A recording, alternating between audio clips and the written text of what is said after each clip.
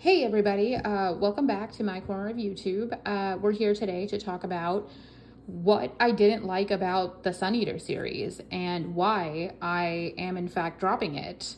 So for those of you who don't know what the Sun Eater series is, it's the debut space opera series by the author Christopher Ruocchio. And it's amazing. I'm not here to poo-poo it, but I definitely have very strong negative feelings towards it. And for my own mental health, I need to drop it, okay? It's happening, guys. So I'm just here to share some of my feelings and to see if I can find a friend, really. So let's talk about what the Sun Eater series actually is, the things that Christopher Ruocchio gets correct and are super positive, and then let's actually talk about my negative feelings towards it. All right, thank you for watching thus far. Please subscribe because that really helps me out. All right, thank you so much. So anyway, I read the first two books in the series, so Empire of Silence and Howling Dark. And basically the Sun Eater series follows the main character, Hadrian Marlowe, through his space odyssey journey. We go through many different planets. There's tons of, spaceship action, and each planet has its own quirky details. But the story is humanity's fight against this alien life force called the Cielsen. And it's not even just humanity, it's Hadrian Marlowe.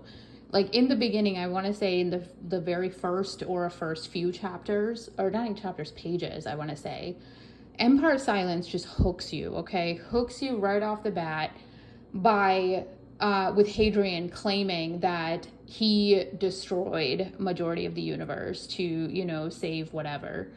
And now he's the most hated human, and of course, like as a reader, you're like, oh my God, why is that? Like, why did you do all this? So it hooks you from the get-go, and you kind of follow him throughout many different planets and just kind of like figure out like what all's happening, right?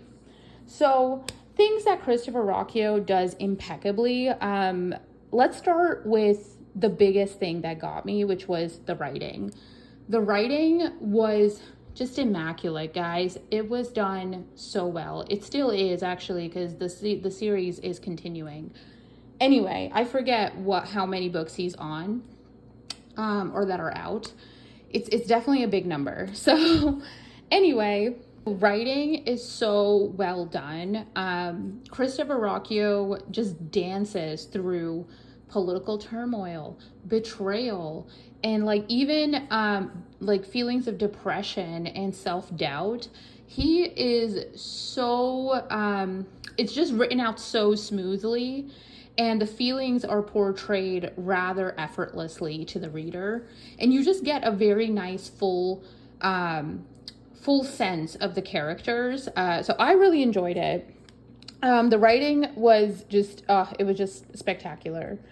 The plot is especially thick. So that's another thing that Christopher just nails, all right?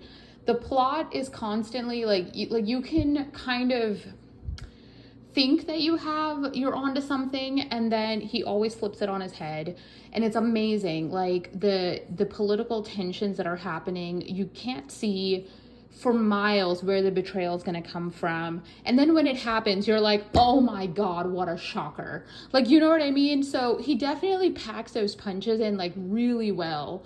And it gets me every time too. And there's a lot of like other hidden plot development points that I just would not have seen or thought of for a story like this. So I was very impressed that like he chose to go in this route, especially. And I know I'm being coy about a lot of the details, but that's because I'm trying to keep the spoiler free, okay, guys? Really trying really hard. So yeah, he definitely does the plot twist. The plot itself gets very deep, very fast. There's a lot of aspects to this world that you find out slowly. And especially because you're finding out with Hadrian, who's just been like space traveling. So like he has to go into this fugue state to kind of survive it. So you're still learning just as much as like Hadrian is learning. And so there's a lot of things that get like uncovered and that like we're just unaware of because Hadrian himself is kind of in the dark.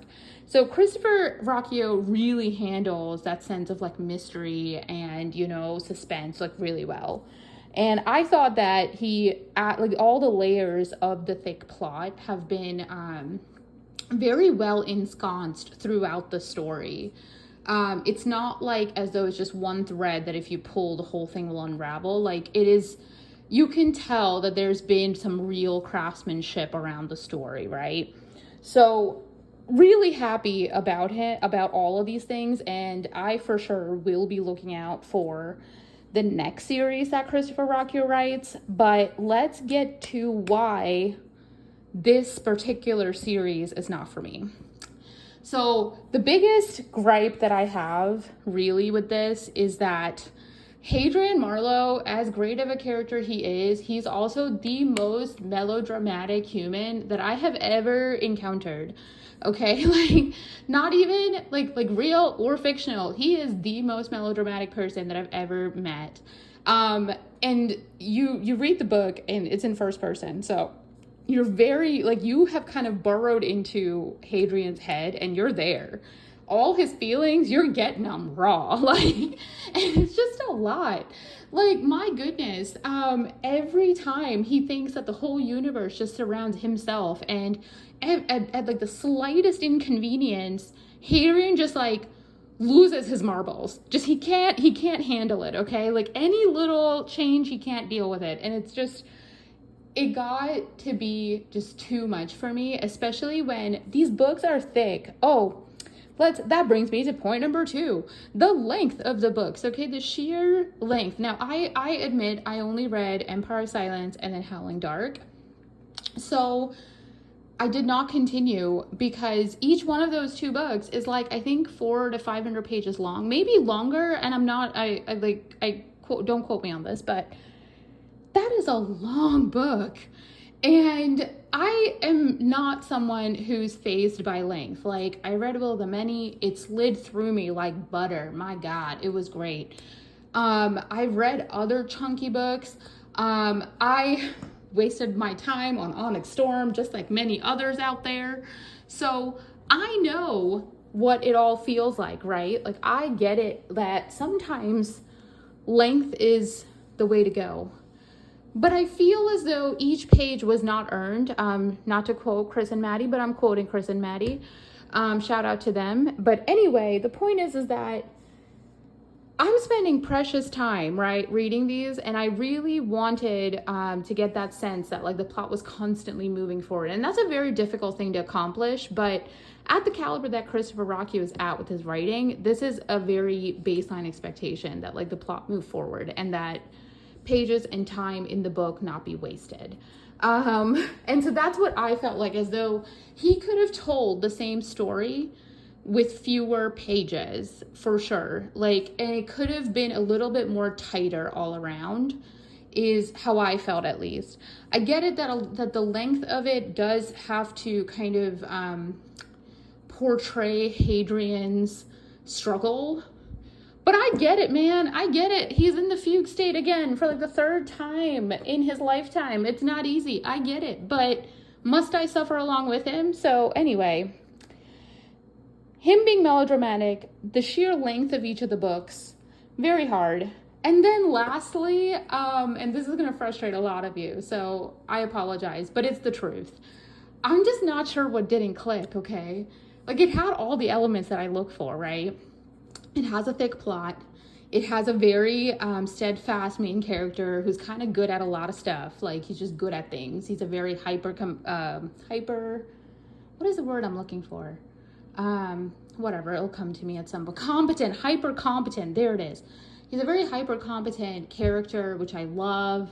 I love that he's like, there's multiple different like world building aspects of the various planets that he goes to.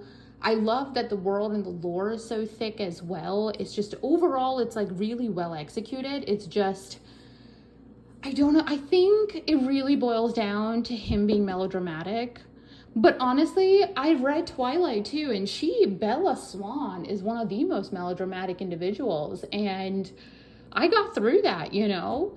So I don't know what it is, guys. Like, so my third point, I'm really not sure. But for my own mental health, I need to stop Sun Eater. It's way too long for its own good, in my opinion. Each one of the books could be at least 100 pages shorter and get a bigger punch delivered to us readers. So that is definitely something that I feel rather strongly about, is the length of it. Like, I think it could have, the same story, the same plot twist, the same feelings could have been achieved with a lesser page count.